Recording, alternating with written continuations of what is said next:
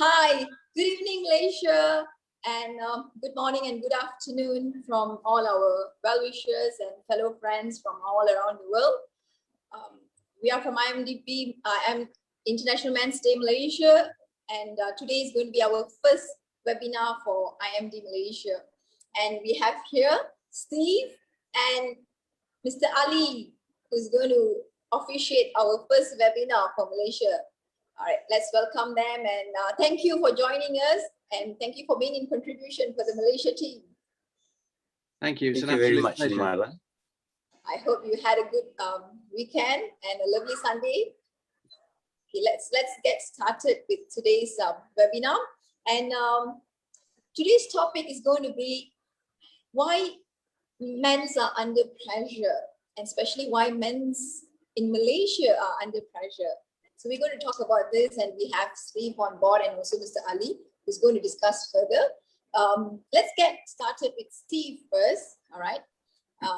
Steve, what do you think about men's in a whole context? All right. Of course, we're going to talk about Malaysian men's, but before we get Mr. Ali on board, we would like to call you to share your views and what are your thoughts about men's having pressure? Do you think it's common or it's very rare?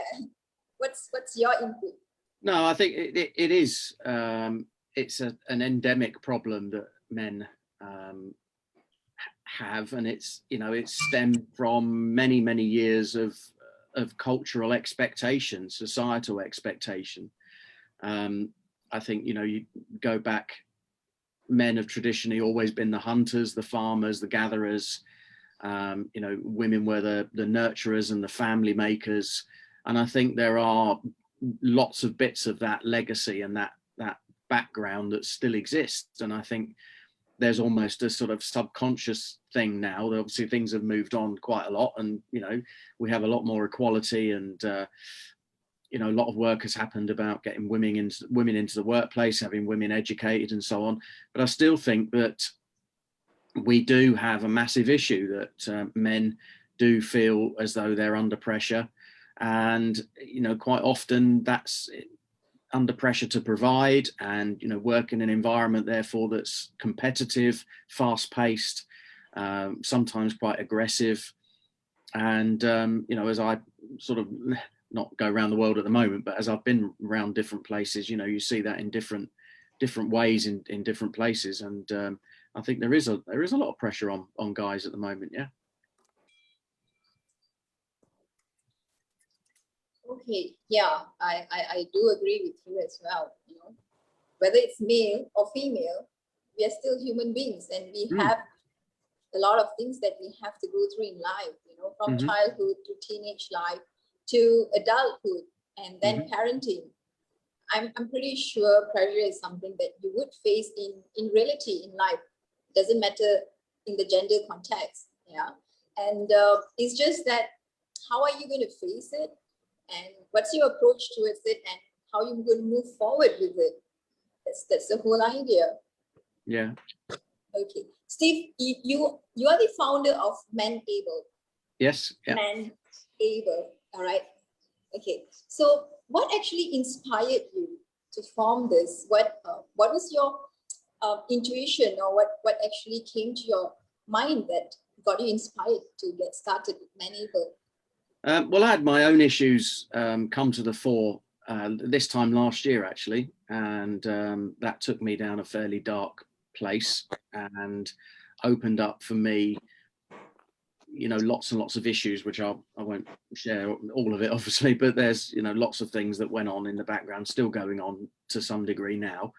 And I got to a point in the middle of the summer where I thought, I've got two choices here. I either go down a route of despair and pretty much, glide towards my exit from the planet, or go towards something that's a bit more hopeful and, is there for other people. And I thought, I've had a long time in the automotive industry, and I know what that sector's like for keeping a lid on mental health issues and people's concerns and worries and so on, and culturally how that's viewed. And I just thought, no, I've got to, I'm not the only one that's got these issues. I've got to provide something that's helpful and supportive to originally to men. Because that sector is massively male dominated around the world, not just in the UK. And so I formed what was originally going to be a support group called Men Able, as a combination of men and enable. But actually what's happened in the meantime is it's actually grown into a massive movement that's now going to span the world. And we've got, you know, people in the UK coming on board as members and so on. And of course, it's opened up that there's another issue to mental health side of it, and men's mental health in particular, which is the whole thing around diversity, inclusion. And of course, once you start talking about that, it's the whole thing then around culture across businesses. So to say it opened a can of worms is an understatement, really. And there's just so much to go at. But the original inspiration was what I would call my own lived experience. Great. And what would be your vision towards Men-Able, you know, the next 5 years, 10 years, or 20 years down the road? What are you looking at? It's to engage leaders predominantly in the automotive sector, to really examine their cultures and their beliefs and their working practices and their attitudes, and to look at everything that's going on in the world and to think, right, how does my business embrace all of that, whilst at the same time really being aware of my employees' well-being and their mental health. And, you know, the old school mentality of, you know, you leave your problems at the doorstep and you come to work and you work, you know, like a slave all day, and you end up, you know, delivering a result for someone else. You know, those days are gone, because society expects something else now. People coming into the workplace expect something different. So what we're doing with Men-Able is helping businesses to change that culture, to examine those beliefs, examine their visions, develop their skills, develop their abilities. And on a personal front, my own goal is that within a few years, as a speaker, I'll be aiming to go around the world talking about it to other organizations and say, look, this is what we've done in the automotive sector. You know, this is a sector that's got a 120-year-old history, very male dominated, very competitive, very much about performance and targets. And this is what we've done to shift the culture in that. So that's the goal for Men-Able. That's awesome. I just can't wait to, you know, see your vision come true, and, you know, how much you're going to inspire and empower many men out there, many people out there. It's really inspiring. Thank you. Thank you. Well, we're already having an effect. You know, we've got some senior leaders in the UK who are coming on board. We've reached out and created a Men-Able sort of link. Well, it's just a LinkedIn page really at the moment, but we've got one in the USA. Be very happy to have one in Malaysia if you want to start one with us. You know, just start to get the message out there that, look, you know, come on, just because you're a man and you work in a male-dominated, performance-oriented environment, you know, it doesn't mean that you have to keep this bravado going just because that's what the culture is, you know. And the world's changed. It's time that we did something about that. Yeah, we can't wait. What do you think, Stalin? We should also have one in Malaysia, right? Yes, definitely. It is very important, actually. Yeah, indeed. Count us in, Steve. Say that again. Count Malaysia in. Count you in. Perfect. Consider it done. We are ever ready to support each other. Why not, if it's for a good cause? Yeah, indeed. Yeah. Well, we can start up a LinkedIn page. You just need to join it and spread the word. Sure. We'll get this connected and spread the word around. Excellent. Yeah, nice one. Steve, just, you know, would like to share some of your inputs. Being a man, you know, seeing what's happening around the world, and currently what are the things that's been impacting men's and boys throughout the world. If you would advise a younger self of you, say you are in the age of 20 to 25, you know, the teenagehood or the younger adulthood, I would say, what would you advise to this age category of the young men's or the teenager boys? What would you say to them? I think the first thing that's so obvious that comes to mind is be honest. You know, be honest about who you are and what you are and how you share that with other people. and don't succumb to what society expects or what culture expects.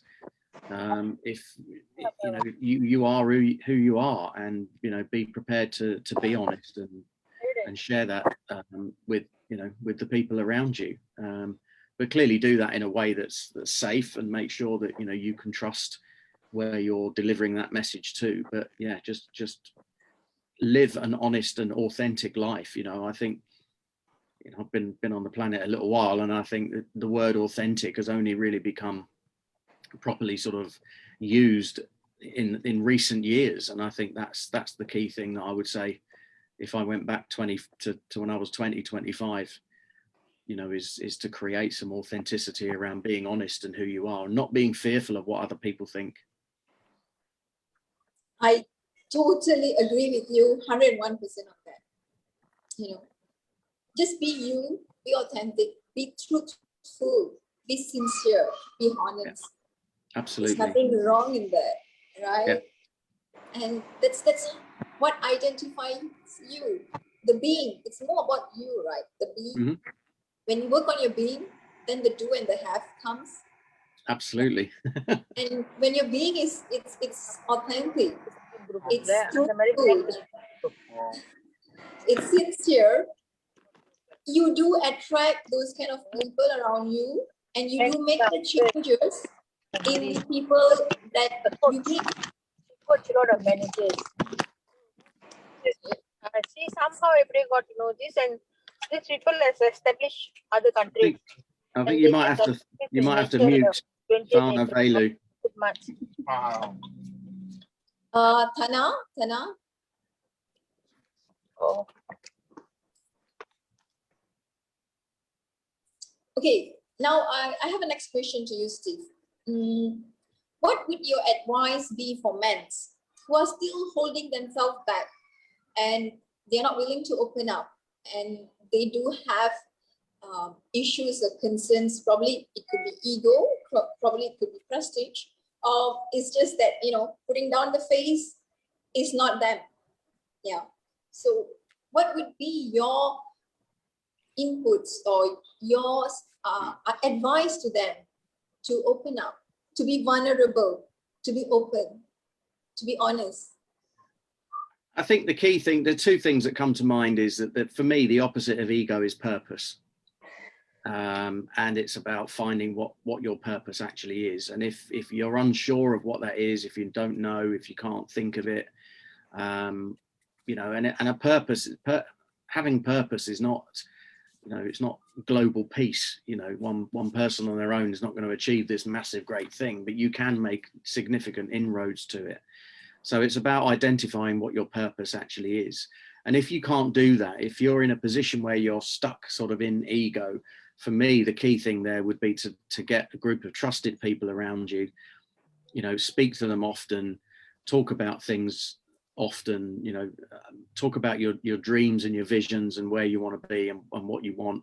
And it doesn't matter, these again don't have to be 100 years from now. It could be just next week, the week after, and just make sure that you're talking to the right people. And gradually, and this is what happened for me, is gradually your purpose becomes evident, and it becomes something that you will notice the change in energy as soon as you start living and working to purpose rather than ego, which is the shield around you that's protecting you from all the stuff that's going on outside. And within that, the key thing I would say to as advice is, remember that the world isn't happening to you. Stuff is happening on the outside, right? But the world is happening within you. It's how you react. It's how you deal with stuff. That's the most important bit. And when you move from ego to purpose, you can see that so clearly that actually it's not the rising and setting of the moon. It's not the sun. It's not the it's not what's going on externally and stuff happening to you. It's what's actually in here. Indeed, that's like precisely, it's what's inside. It's the purpose driven that you have to carry with you, because what are you driven of? It has to be a purpose and vision of life. If you're clear on that, you would be driven by that, and that would actually bring you forward to the next level. and the entire being also changes because you're purpose driven, because you Yeah. know what kind of life you want to live, what's your aim, and the kind of person that you're going to be in order for you to have the life you want to have. Mm-hmm. Then what ego is all about. Absolutely. It can just be a three-letter, word that you can just sweep it off, right? Yeah. Exactly right. True. I totally agree with the advice that you gave you. If all of us can adapt to it, hold on to it, and live with it, I'm pretty sure it will impact the men's. Don't you think, Mr. Ali? Yes, definitely. Yeah, betul kan? A bit of Yes. Malaysia. Yeah. Okay. Steve, another off track. No, I wouldn't say off track. Okay. See, men's and women's, we work together. It's a harmonious world. It is not just men alone, right? Me being a woman, I also understand that there are some issues in women that we could also probably tweak a bit of rectification where we go hand in hand and work together as a team, because we are created in this world for a purpose, isn't it? Mm-hmm. So Yeah. based on your experience, what advice or suggestions would you give to the women out there in creating a harmonious and prosperity life with their men, or with the boys, with the men around them and the boys around them? It could be their son, their nephews, their cousins, their boyfriends, their husband, their father, their grandfather, what could they do? I think ultimately, I think, big generalization, but I think men in the main are weak compared to women. I think women are without a doubt the stronger sex, and and I think women could, be, or are in a lot of cases, supportive in recognizing and understanding that. And if you go all the way back to our Neanderthal roots, the man was the one who went out and killed the antelope and dragged it back to the cave, but it was the woman that was keeping everything together and making the family happen, and feeding everyone and nurturing what was going on. And I think in the modern day equivalent of that, of course, we've talked about equality and breaking that kind of stereotype down. And I think the opportunity is now for everyone to just be totally honest about how they feel and what's going on for them, and support each other.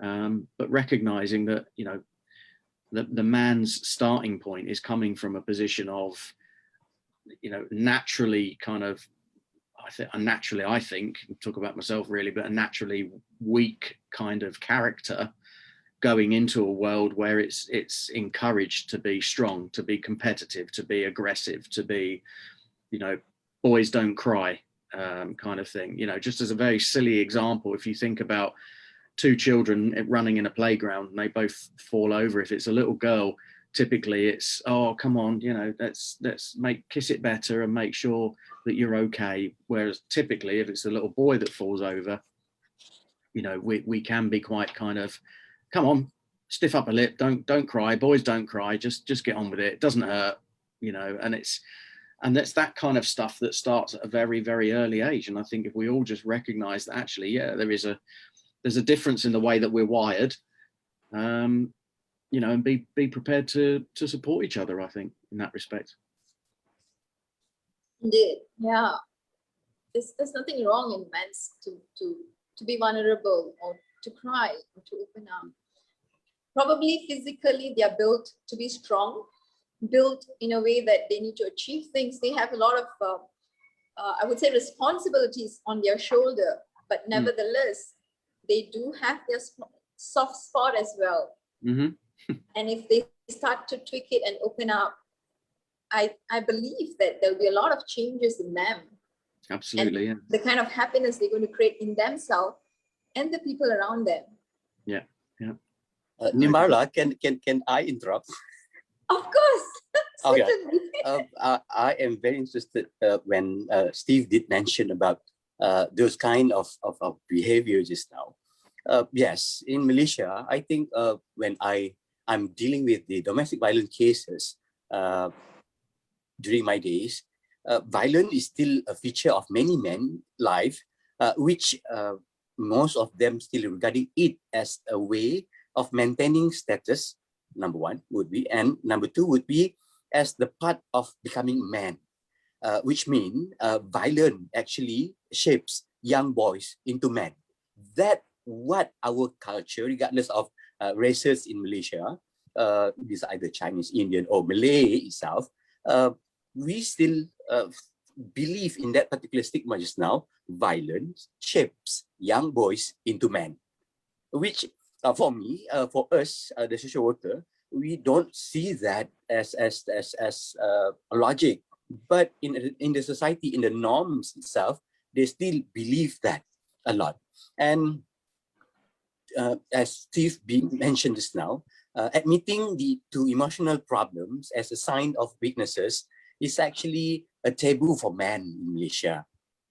And most would definitely disconnecting themselves a lot from other people because they thought that was many men will do when they are facing any problem and so on. And that is why actually when they are in problem or facing any issues, they will definitely shut down or go to drug abuse or alcohol, perhaps.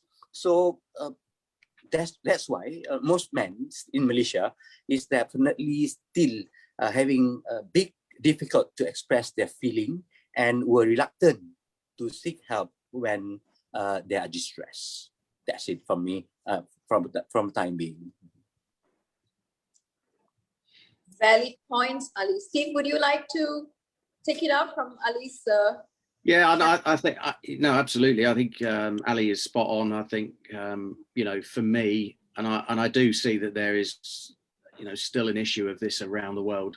Violence in any form is inexcusable and unnecessary. Violence from men towards women in particular is totally unacceptable. And, I would be the first to challenge and call out anyone that I saw or heard of was exercising any kind of violence towards women. And I know that, we see it reported on the news here that it's still a massive issue it's worse in some countries. The pandemic's made it worse in the UK. And I think it's all of it is totally inexcusable. However, I think if you go back and think about what Ali was just saying, a lot of that is learnt behavior. A lot of it is suppressed emotions and repressed anger and feelings and the inability to talk about it. And unfortunately goes back to a little bit of the way that we are wired. And if we are not taught compassion and empathy and understanding and the ability to listen, unfortunately there are some individuals, no, it's not just men either, but there are some individuals who, their makeup, their DNA will mean that they'll resort to lashing out rather than talking out. And I think that's the work that we have to do is, actually preparing a boy to be a man is more about showing them compassion and empathy and understanding. And, there might be a physicality to it as well. But if that's the case, then, sort that out on a rugby pitch or in a boxing ring. Don't go and start lashing out against other people. That is just unacceptable.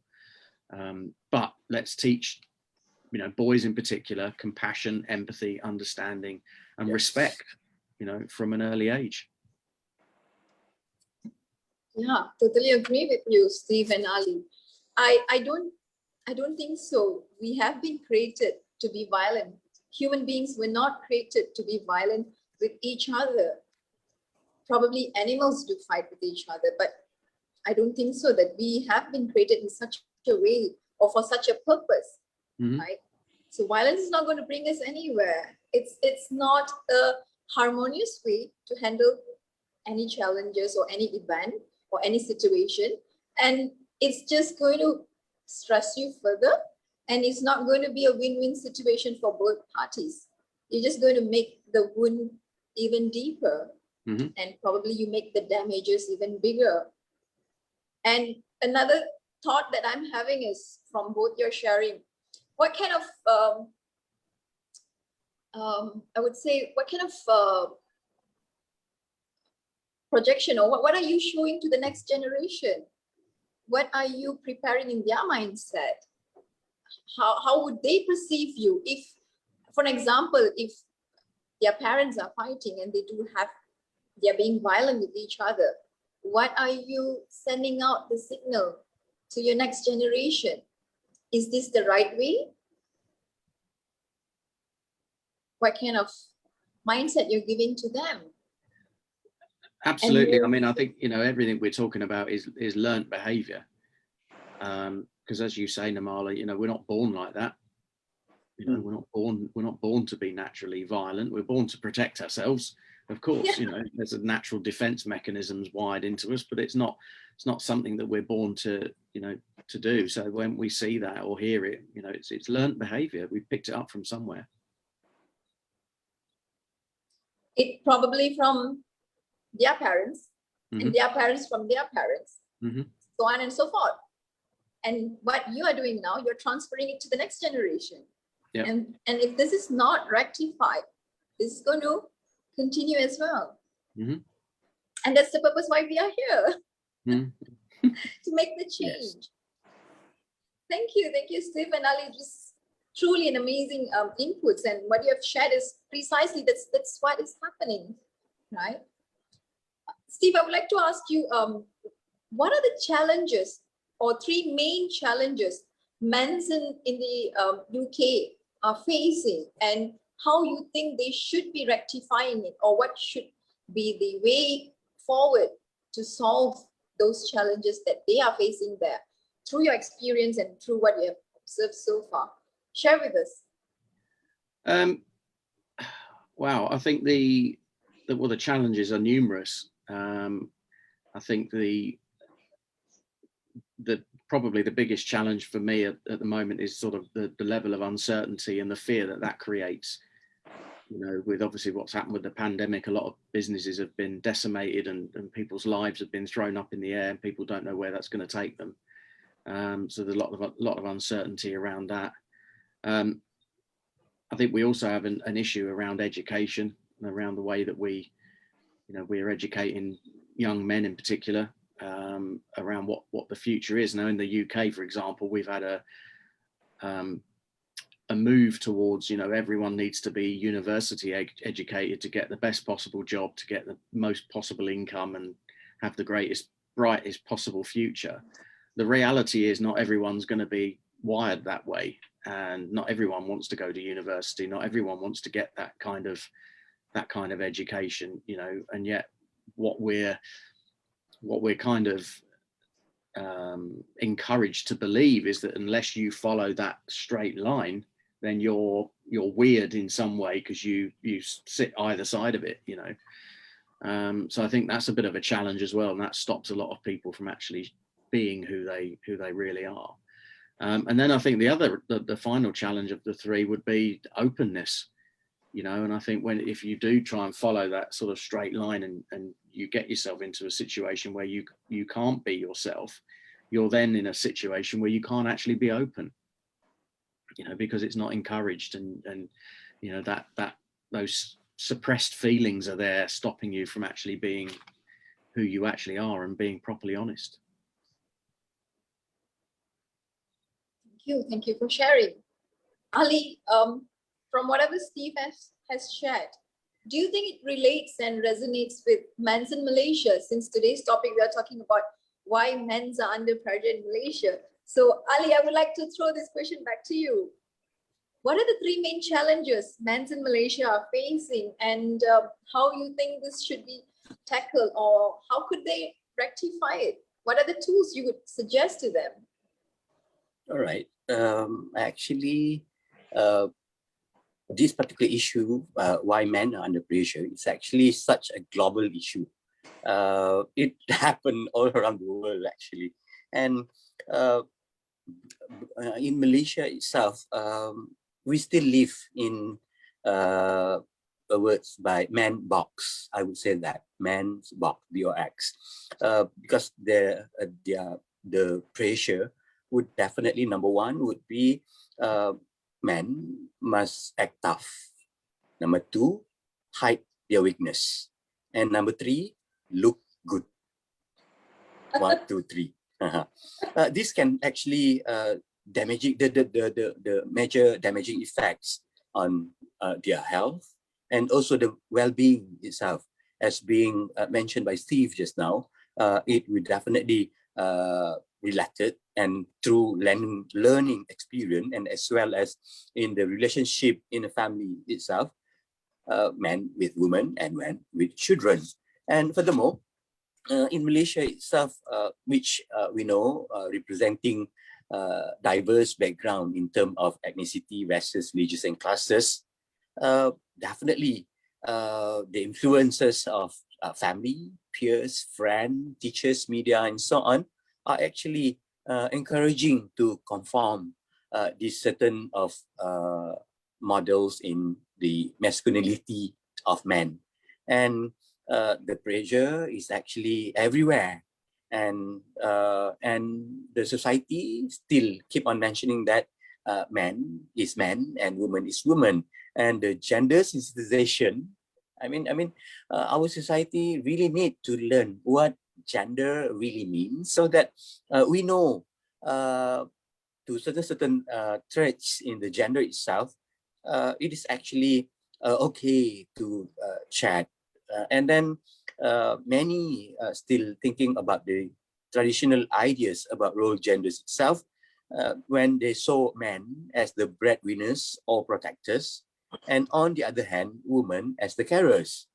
This is actually totally wrong for me, because the societal attitudes toward this actually need to be changed dramatically, because no, we cannot accept men as the breadwinner anymore. It is actually the shared responsibility between the husband and wife, or if it is only a single mother, so definitely she is the breadwinners and also the protectors. And then the job in the society itself is actually mostly fall into men.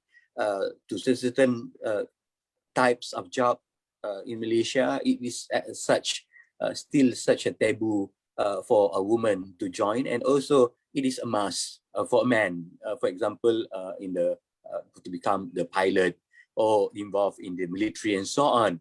But if men tend to involve in the women mostly areas in working, they are being labeled to certain types of men, which is for me, this is actually cannot accepted at all. And the society, the demand in the society in this particular matter need to be changed, and they need to be informed again and again, because towards the end, some would definitely making this as a jokes. And for me, it is actually such a very lame jokes. And then looking good just now, I did mention about the looking good. Yes, I don't know since when is it it is become a pressure in the man life, when they need to be to look really good, tough, masculine, and so on. And towards the end, it leads to another problem to those people. We know women also facing those kind of things as well, especially in terms of looking good. But before, men doesn't really need to look good, but now it become precious for them, especially to look masculine and so on. And it leads to some of them would definitely start using drugs. And that is why, according to the Malaysian Statistic Department, recently, the breakdown of the drugs addict by sex, by gender in Malaysia is actually in 2019, there were around 24.9 thousand males who had at least recorded of using or involved in drug offense in the year, compared to only 1,131 females. So when and most of the cases when we check, most of them try or did involve in drugs, simply want to look good. They are using steroid and so on. And maybe compared to other country, the drugs in some country is legalized, but in Malaysia, it is totally wrong to use the drugs. And that is why actually, when we mentioned about in Malaysia, the jure, the country does not differentiate between the rights and obligation of women and men, but the factor would be the social cultural background, government institution, family and society are still gender biased.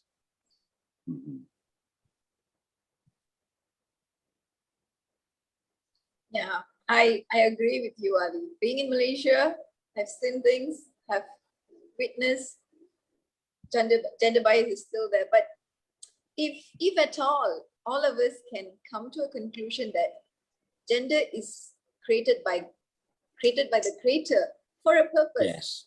but not for us to come here and fight with each other who's bigger.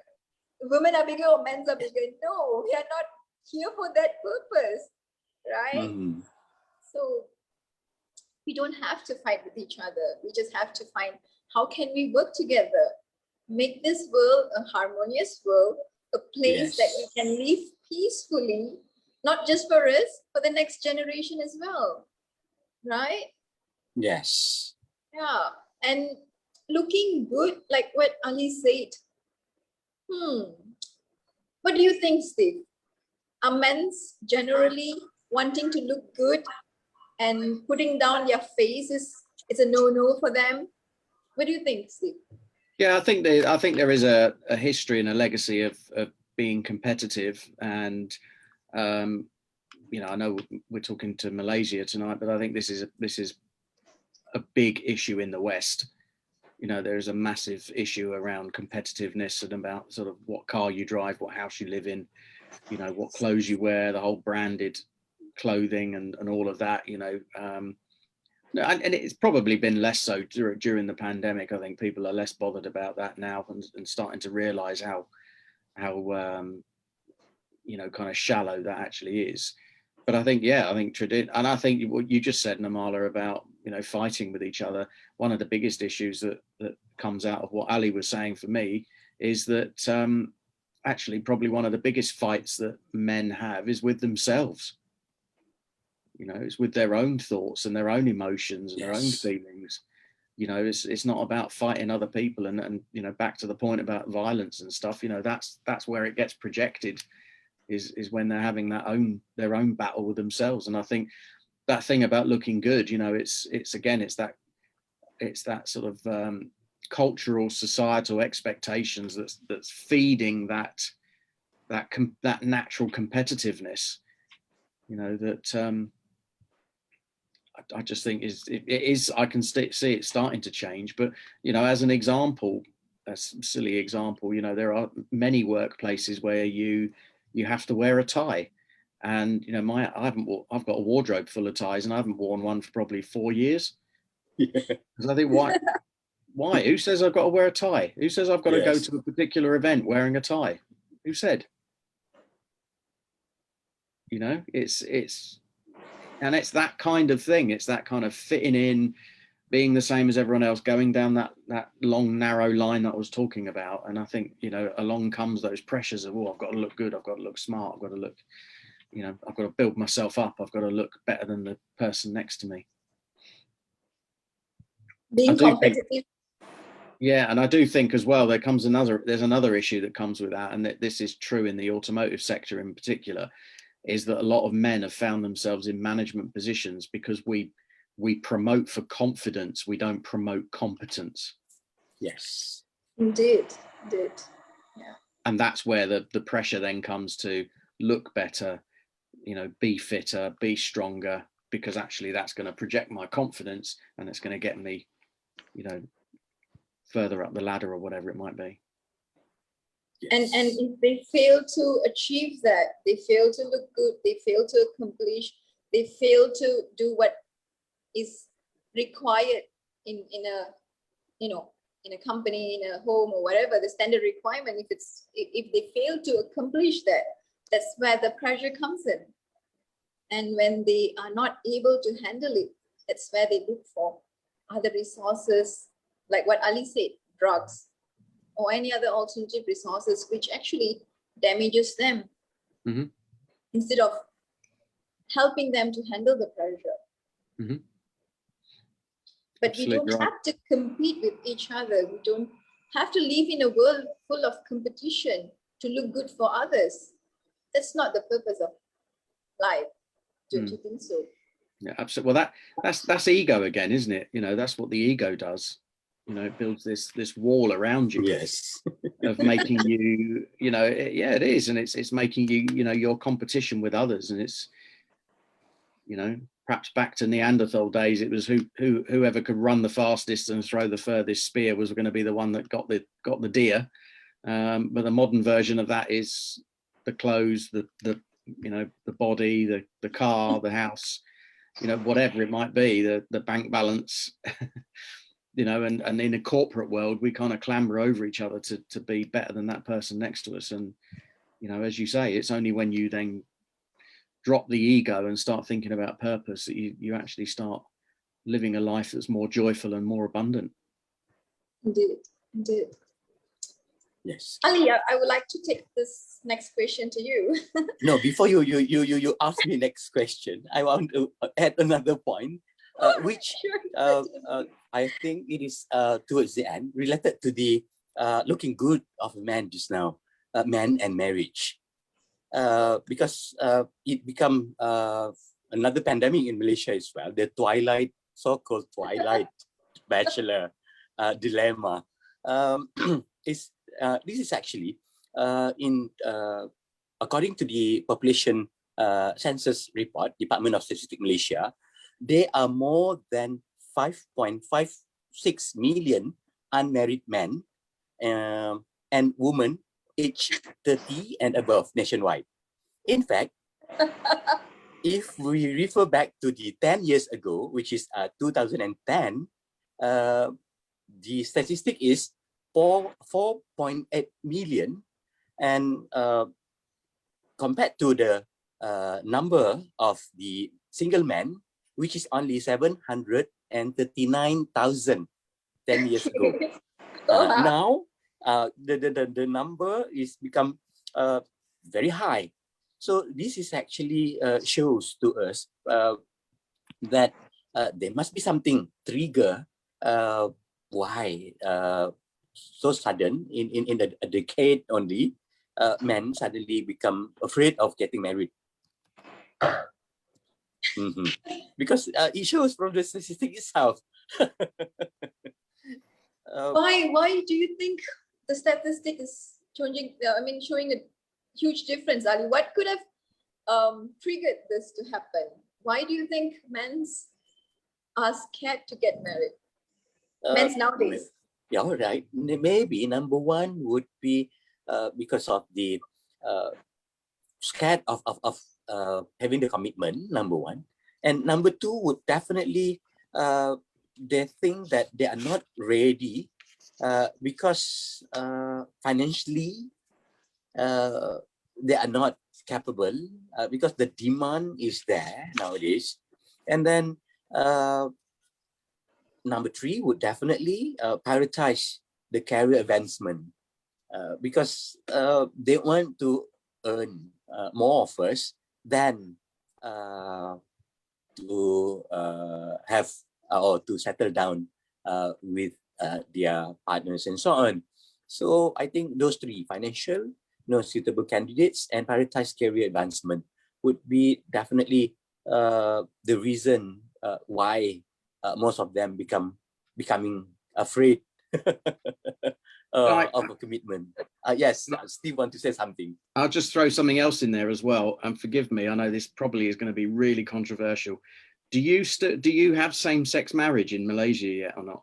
No.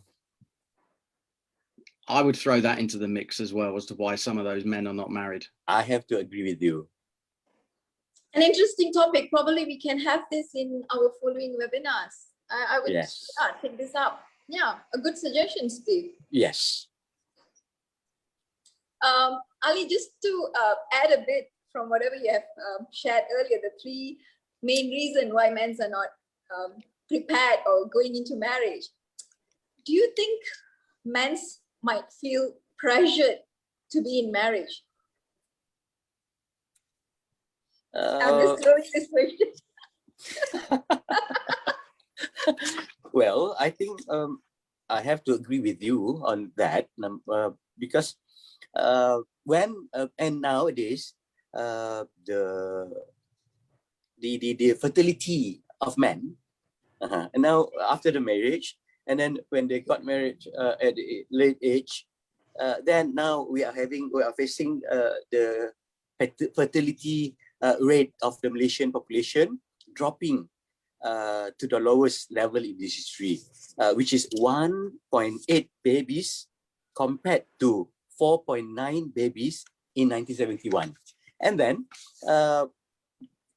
this particular statistic or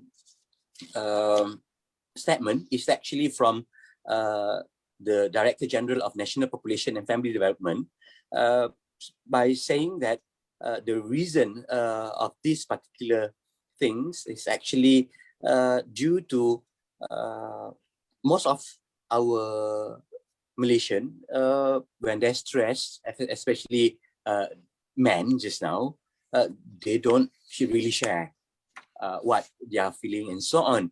And then that is why towards the end, it affects the fertility itself.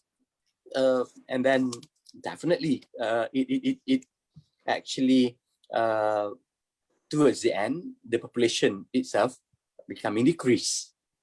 Mm-hmm.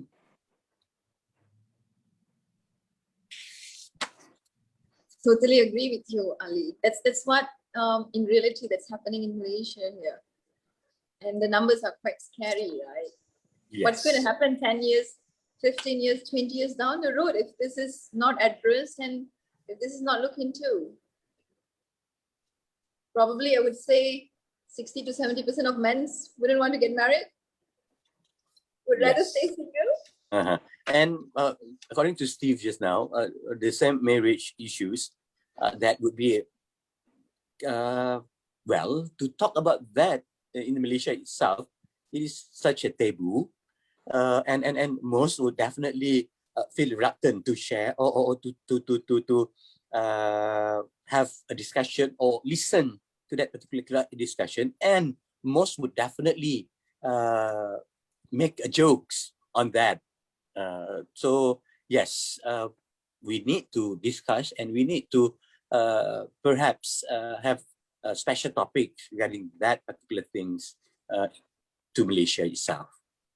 And then maybe we still don't know. Maybe that would be one of the major contributor factor of why in terms of marriage and fertility just now happen in Malaysia.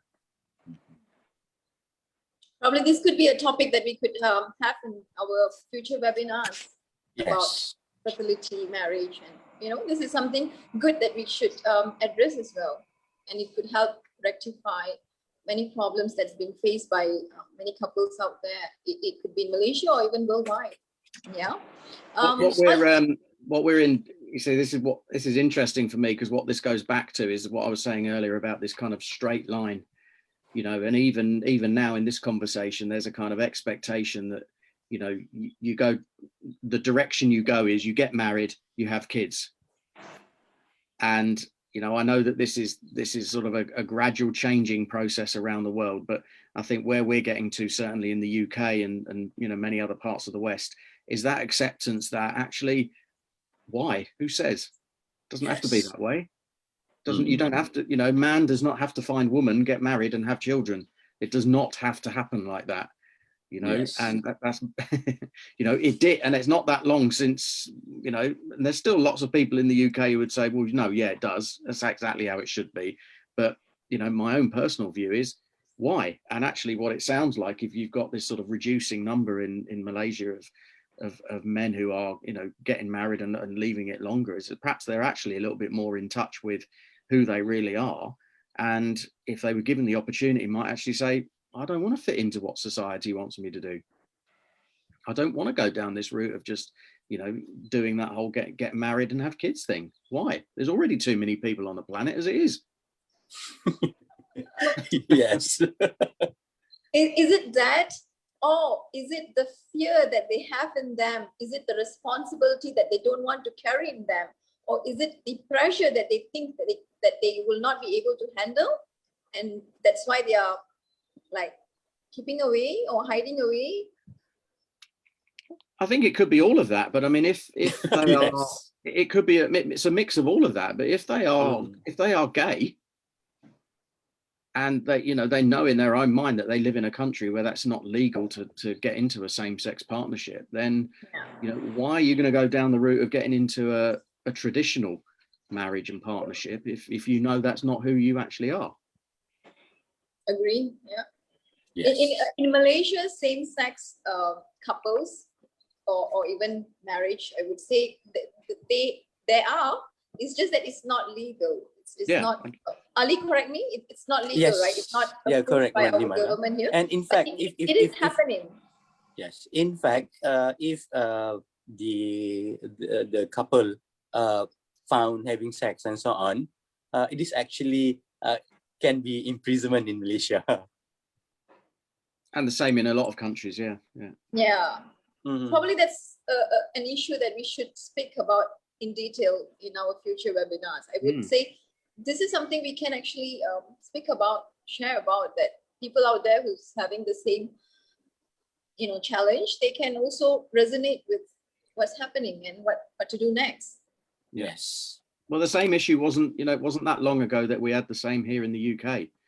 You know, it was only 50 years ago that actually being gay was a criminal offence. You know, so. Okay. But there is a lot to talk about in that, yeah. All right, Ali, I would like to ask you, since the topic today is about why Malaysian men are under pressure, right? What are the 3 immediate steps or resolutions or solutions that you would say for men in Malaysia and also in nationwide, particularly in Malaysia, that they can take to get out of this stress? A simple one would be for me for men, if they are having those kind of problem, as being mentioned by Steve just now, speak up. They need to share. They need to talk, or they need to feel free to have a discussion or have a good one to share or to discuss about what they feel and what they need to overcome. But yes, definitely it is quite difficult for them to talk. In a big scale, I would definitely suggest that in Malaysia itself, a specific division perhaps in the government to look into the matter. This is actually due to the stigma in the society itself, which being told by Steve just now. If 30 to 35 years ago, the marriage of same-sex and so on just now is illegal, and now it is still happening in Malaysia. So we need a specific division, perhaps, if not another specific department of men compared to as like the Department of Women Development. I was there before. So Department of Men's Development should be not the department itself is too huge for me. That's why I would definitely suggest a division perhaps in the government only to look into the matter. And number 2 would be the strong NGOs perhaps to keep on discussing the issues which need to be tackled, like this particular webinar that we have. This kind of platform is actually before this we don't have any, especially to those who are facing a problem and so on. They don't know which NGOs really talk about men, which NGOs really want to have. But if for the woman itself, Not to say that Malaysia is really feminist country, but the NGOs, the movement, the NGOs or non-government individual really speak up on man issue. Is no, it's actually they still, most of them still think that men don't have any problem. Men must suppress what they feel. And that is why number 3 would definitely be the continuous program like this seminar advocacy program on man issues, on how to tackle things and how to talk, how to share. Even though we have the befrienders online, Talian Kasih in Malaysia, the government sector, and then many other lines which need can shared by many people to those who are facing problem, but it is actually only a specific issues being tackled. For example, in the befrienders, it is more to the suicidal cases. The Talian Kasih or by the government would definitely talk more on the child abuse, women abuse, and so on. But if they are mentioning about the man abuse, still they would definitely think, are you CC and so on. Which is actually this create or this that particular man will definitely becoming another, they are facing another level of abuse by the society or by the system itself. So assisting men in identifying their capabilities, interests, and self-potential. And here would definitely says esteem is actually the things which need to be explored, analyzing, and better understanding by the society, regardless of their races. Because in some races, and for example, in Malay traditional culture, if the man is actually keep on talking, suddenly he being labeled as a woman, Joya or Cik Kia, and so on. So this kind of label actually is not, for me, it is very, we are going back to the traditional ways of labeling people, and then towards the end, it will definitely suppress their feeling, emotion, and so on. So that's why rather than helping that particular man only, the society in general must be sensitized with all those things. We must move forward so that in terms of improving our behavior, cognitive, and emotional, will be there to support it is either man or woman. And the ideas of the woman being abused, yes, we tackle that mostly. But do we ask that particular man why those domestic violence happen? Or asking the perpetrator why that particular thing happened? And or in the court case itself, why is it that particular man doesn't being referred to the counselor to have a session in terms of behavior modification and so on? They are just sent to the prison, and yet in terms of cognitive, behavioral, and emotional, not being tackled. So I think I would definitely suggest those 3 things just now. A specific division perhaps in the government to look into the matter. Number 2, a strong NGOs to say and keep on help or discuss the issues.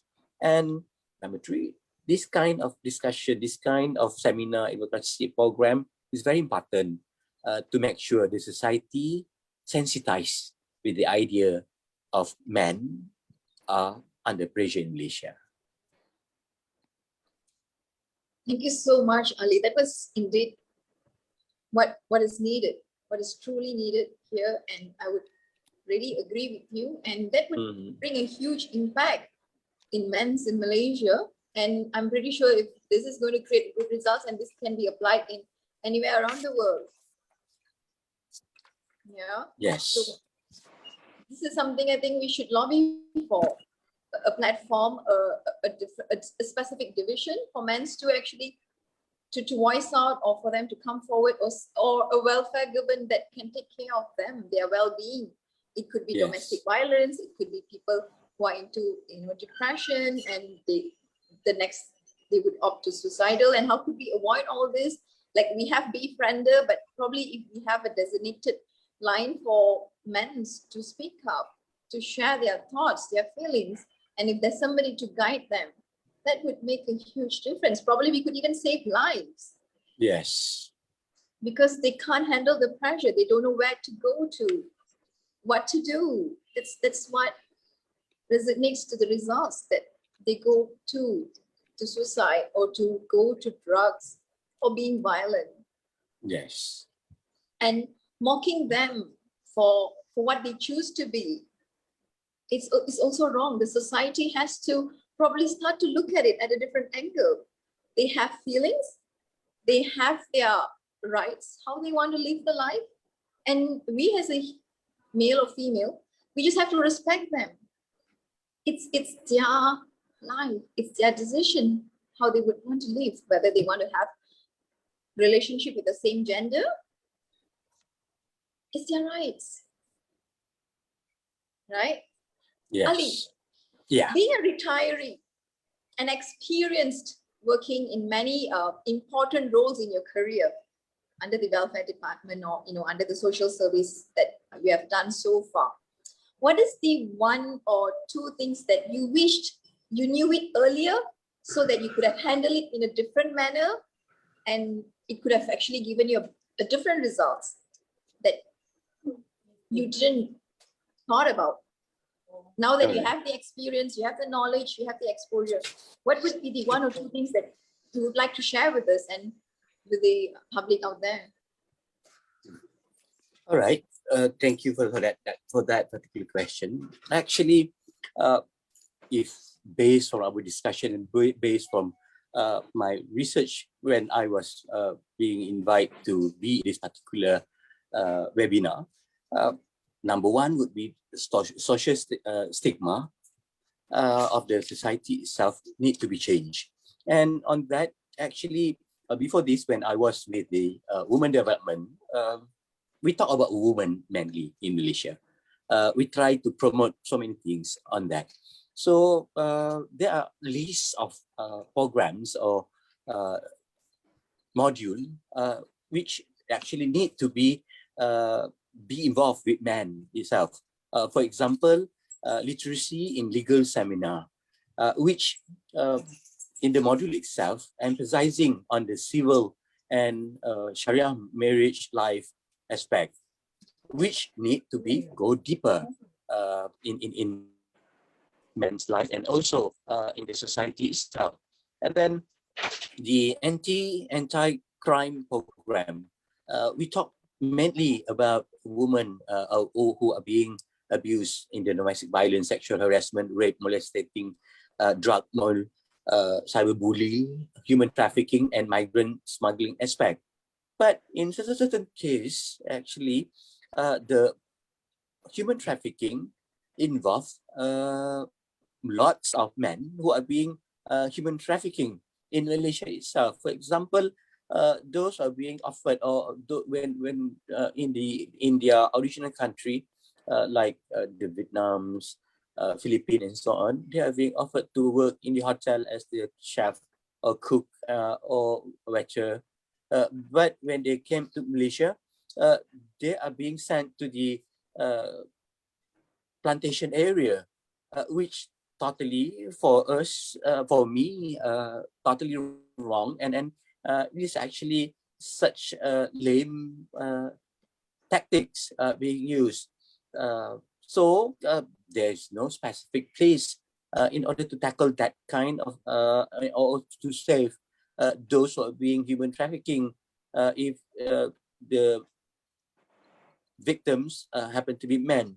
And then in terms of emotion, if in the society itself, there are, I still remember having a program of Bridge to a Better Life, which this particular module approach the counseling in giving exposure to how to be effective in terms of emotional management, such as anger, stress, anxiety, and so forth.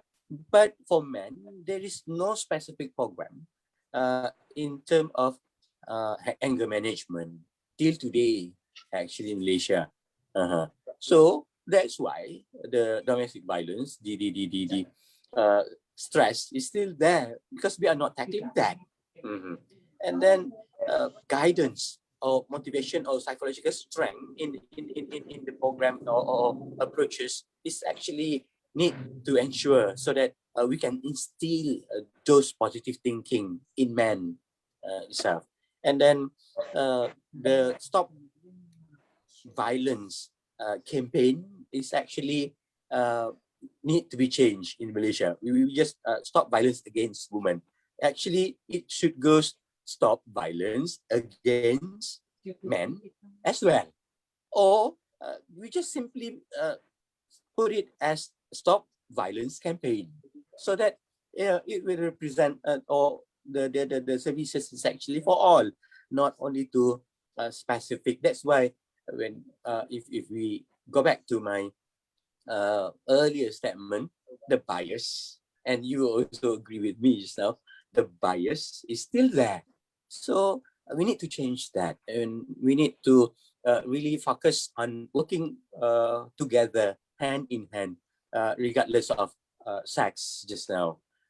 And the gender sensitization program is actually need to be robust in the society itself. I think that's it. Totally agree with you, Ali. Precisely, Yes. you know. Why do we need to have this gender bias arguments, and why do we need to fight with each other?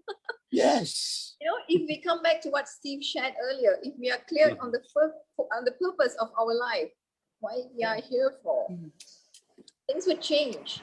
We are here to create a harmonious world together, Yes. work hand in hand together, right?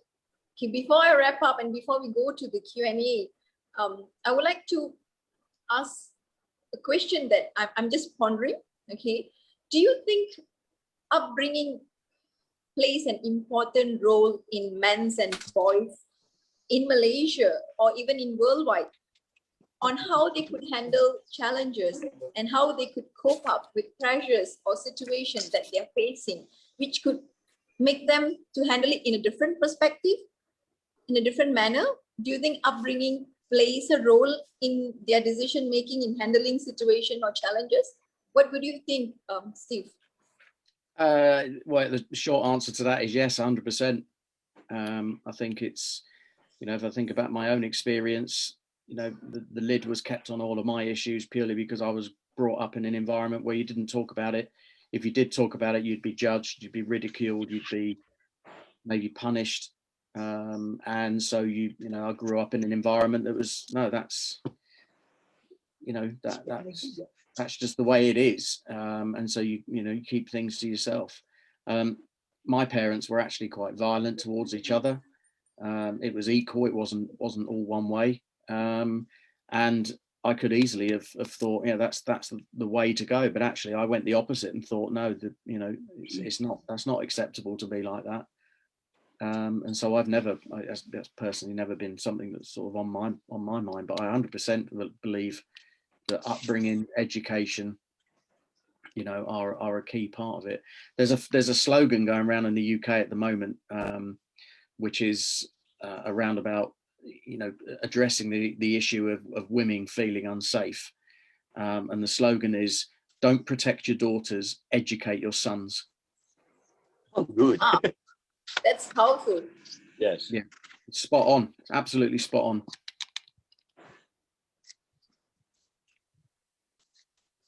Ali, should we have that in Malaysia as well? Yes, I am totally agree with Steve on that particular suggestion just now, because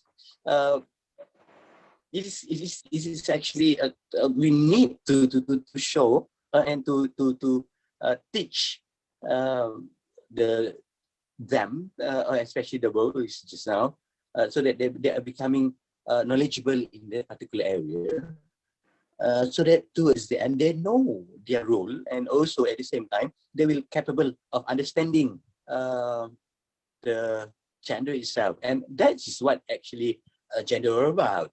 Mhm.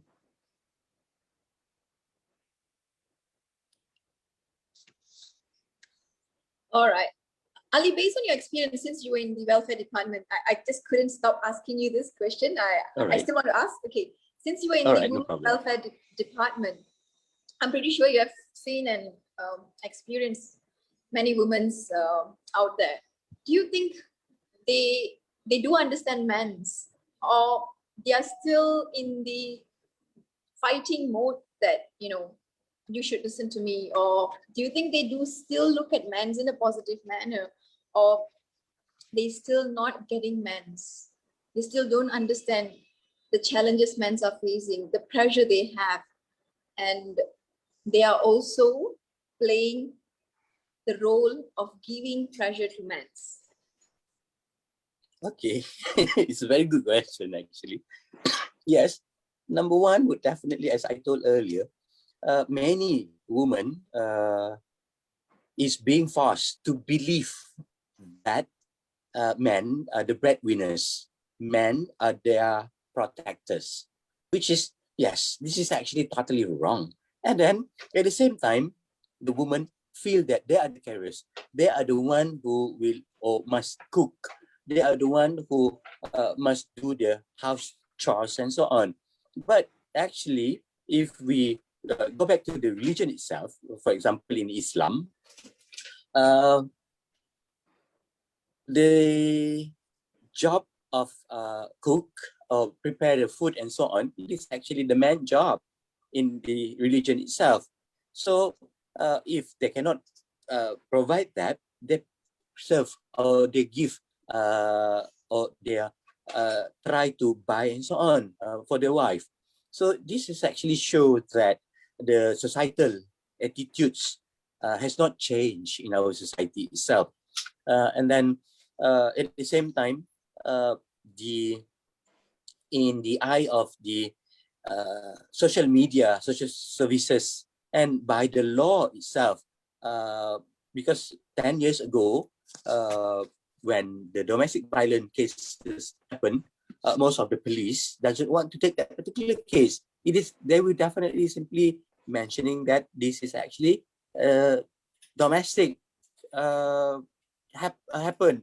This that kind of uh, things happen normally in family. But when we keep on fighting by saying that the abuse and also which towards the end lead to the tutoring, harassment, rape, molesting, and so on, is actually unacceptable and need to be punished. And at the same time, most female or male women would definitely towards the end when we try to bring those cases to the court in order to get some punishment and so on, most of them would uh, simply don't want to proceed, and it really make such frustration move by saying that who will give food to the family if their husband is in being imprisonment. So actually that kind of things lead to the never ending stories of the domestic violence itself. And at the same time, for us, for the department itself, to only have a specific program for women in handling those kind of things actually totally wrong as well. Men need to be educated. Men need to be learn from perhaps a young age. And that is why if we refer to the statistic for the child abuse, physical abuse mainly, the number of boys being abused is actually higher than the female or girls in Malaysia. Mhm. It is actually one in three girls being abused, it shows that in the society itself, boys are mostly being abused, and that's why that is actually the reason they learn to become the victims, and towards the end they will do the same to their children and to their husband, to their wife later on. And that is why I am totally agree with Steve just now with that particular program. We need to instill knowledge to our younger generation by having those kind of things and so on. And at the same time, I would suggest um, the counseling or psychological services to really provide guidance and counseling services which mainly really know how to tackle men, and also at the same time they seem to well versed in tackling women or women issues and so on. But towards men, most of the counselors or most of our counselors would definitely told us during that particular time, men doesn't want to speak, men doesn't want to share. So we need a more specific module perhaps, how to make sure, how to help them to talk or to share, and how to dig a problem from the society itself, or especially from men. So towards the end, actually, from the experience that I got, I think it's not that many, but most of the cases actually towards the end doesn't really solve the issues of the domestic violence itself because of the understanding both parties. Women, we are not really the due to the stigma, or because, as I told earlier, in the society itself, our cultural belief.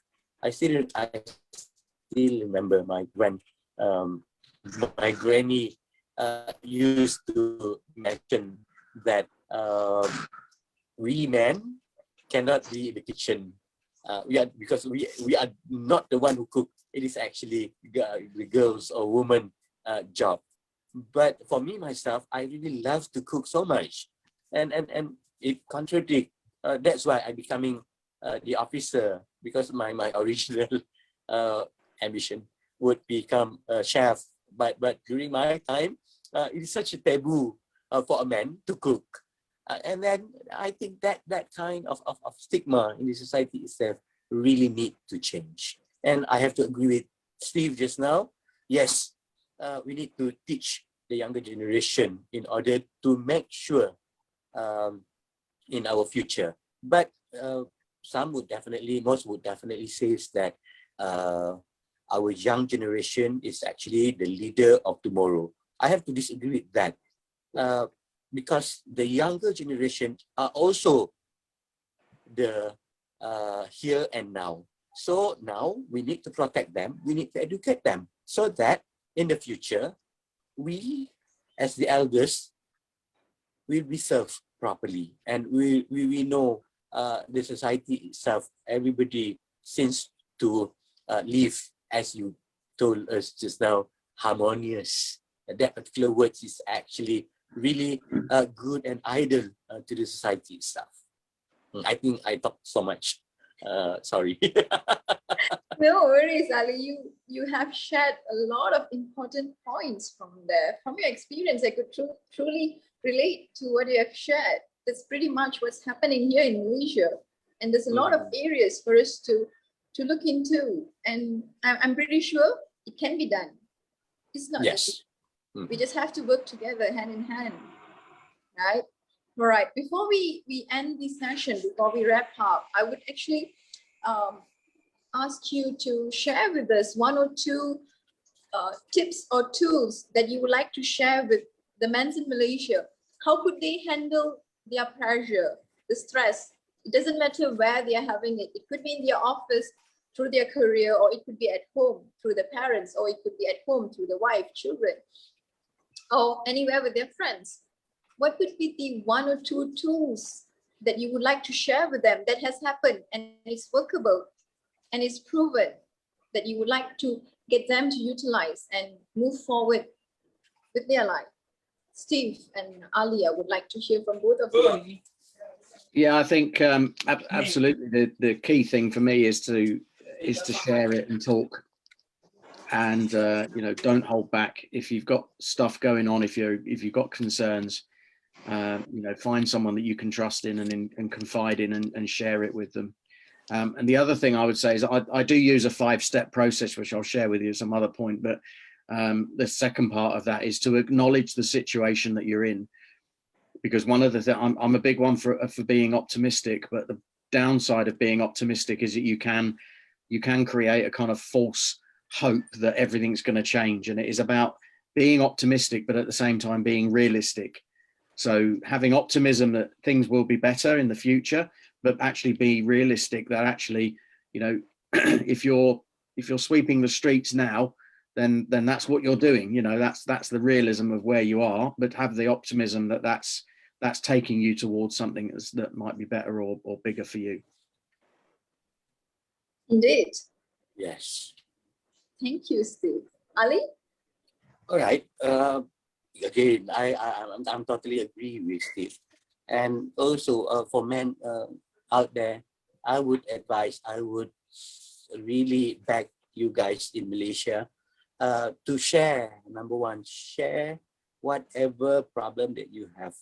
It is either you share with your wife, your spouse, your friend, because one of the reason men becoming more stressed towards the end, they tend to lost their friends, especially male friends, a lot towards the end of their life, because the competitive just now, because of their career and so on. So be friend. In order to success, it's not necessarily for them just to be independent in so many ways without having any friend to talk and so on. And then number 3 would be to become a talkative person in a split second and so on. It is such an impossible. But in order to becoming one, they need to share. They need to be. So I would suggest talk if cannot in front of the person, they can share anything actually in the social media and so on, but not condemning other person, because it seems that in Malaysia itself, our keyboard warrior seems to really good in terms of talking about the bad things, but actually this kind of platform that we have is actually very important, so that everybody can know and can feel, and towards the end will be share the knowledge and experience that we have. So again, I would encourage men to speak up, talk. Yes, we know they are facing a problem to see the counselors and so on, because it is actually such a huge taboo when a man go to see a counselor. And definitely it leads to the thinking of they are having a mental problem. But this is actually still, if those says is being used a decade or 2 decades ago, shouldn't be a problem. But now it seems that it still happen a lot in our country. So we do need the program and so on. And due to the pandemic itself, the COVID-19 happened, spreading in Malaysia itself. Yes, we know most men lost their jobs or their business is not good, and that's why in terms of domestic violence cases becoming high in Malaysia itself. So that's simply the reason why the domestic violence become pandemic as well in Malaysia towards the end, because if they are having a problem but they don't know how to talk and communicate good wisely in the family, and before this they just keep on in their mind they are the breadwinner, And that is actually why towards the end, when they face each other 24/7 a week, the domestic violence happened. So yes, men need to talk to friends, counselors, and so on. Speak up, speak up. That would be what I would encourage most. Agree with you, Ali. The one key word that you have been repeating, and I believe Steve has also repeated this as well. Come forward and speak up. Speak up. There's nothing wrong in speaking up. Just because you're a man, it doesn't make you low. It doesn't make you anywhere downgraded to speak up. And I would also summarize from both your sharing today that being a man, being vulnerable, being authentic is not wrong. It's not a sin. It's not a fault. You just want to be happy and be harmonious. In order for you to create that, you can just speak up, share your thoughts, be open about it, and go back again to the being that Steve was talking about, your vision in life. And stress or pressure or challenges can be handled in any manner as long as you come forward, you speak it out, you find ways to rectify it. Challenges are there through any angle. It could be the pandemic, it could be from anywhere, but how are you going to handle it? There's always a way of doing things. And by speaking up, by being open, I'm pretty sure it's going to create a lot of difference. Especially, it will definitely bring happiness in you. Because the moment you speak up, a lot of burdens will be removed. And you can definitely handle pressure easily. We had a lot of sharing today, and I'm so glad that you both came forward and did a lot of sharing from your heart, from your experience. And this is truly valuable. To the men out there who have been listening to our session today, I'm pretty sure there's 3 things that you can take back and apply in your daily life and make a difference. We are here to assist you to make a difference in your life and the people around you. Let's make Malaysia and the world a harmonious place to live and a better place for the next generation. Thank you so much, Steve, and thank you, Ali, for being with us today. We had a valuable session and we feel so blessed to have you today. And there's a lot of sharing that you've given to the society, and we thank you generously for an awesome session today. Thank you so much. Thanks. Thank you very much. Thank you. Happy Sunday. Have a lovely weekend. Thank you. Bye. Take care. See you guys soon on our next webinar. Bye-bye. Bye, Malaysia. Bye, world. Bye.